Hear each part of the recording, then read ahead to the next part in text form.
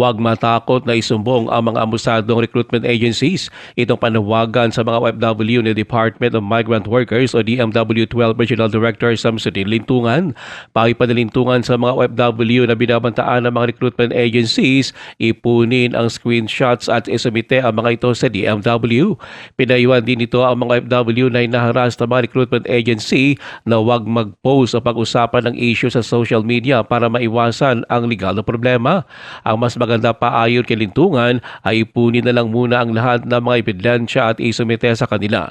Sinabi ito ni Lintungan matapos kumpirmahin na pilit binuksan ng recruitment agency ang luggage ng isang OFW at kinuha ang pera na gagamitin sana pauwi sa South Cotabato.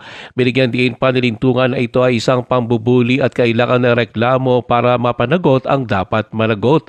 Ayon pa kay Lintungan, para umusan ang kaso, kailangan din ng mga OFW na maghain ng formal na reklamo. Ruel Usano, NDBC, Bida Balita.